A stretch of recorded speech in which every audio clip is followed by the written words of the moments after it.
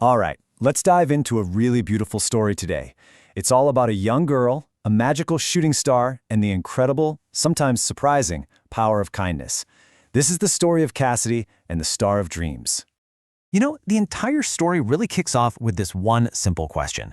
It's just filled with that pure, unfiltered curiosity that only a kid can have, and it really sets the tone for everything that's about to happen.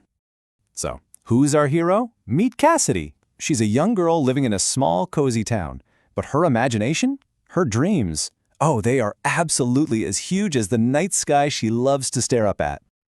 And this is really where it all begins for her.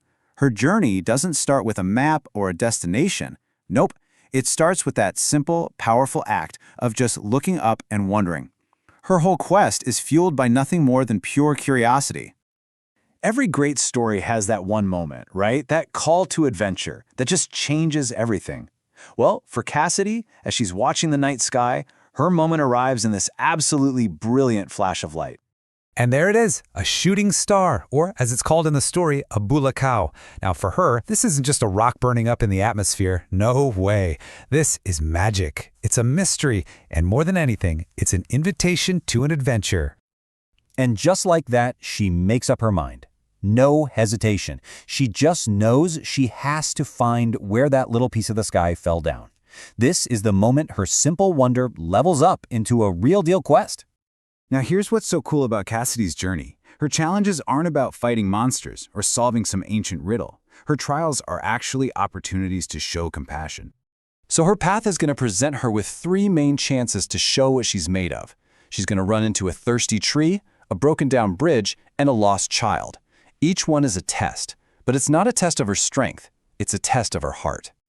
So, first up, she finds this little tree just struggling, and she doesn't think twice about helping it out. And get this, a simple stone she's carrying with her, kind of a souvenir from her quest, it starts to glow. Just a little bit, a small reward for a small kindness. Okay, next challenge is a bit bigger. A broken bridge is blocking the way. But here's the cool part. She's not alone anymore. She and the friends she's made along the way, they all work together to fix it. The story says, Sama-samang inayos ang tulay, meaning together they fix the bridge. And you guessed it, that stone in her hand, it's glowing even brighter now. The final trial is the most personal one. They find a child who's scared and lost, and their mission becomes crystal clear. Get this kid back home. And this act of deep empathy, of putting a family back together, it has the biggest impact yet. And this, right here, brings us to the climax of her journey. Cassidy's been searching for this fallen star, but the whole time, the very light she was looking for has been growing stronger right there in her own hands. So you see the pattern here, right? It's a direct connection. Her good deeds are literally fueling this magic. The more she helps other people, the more this stone glows. Mas lumiwanag ang bato. The stone shone brighter and brighter. And that's when it hits her. The big reveal. The stone is the shooting star she was looking for. She didn't just find an object, she unlocked its power.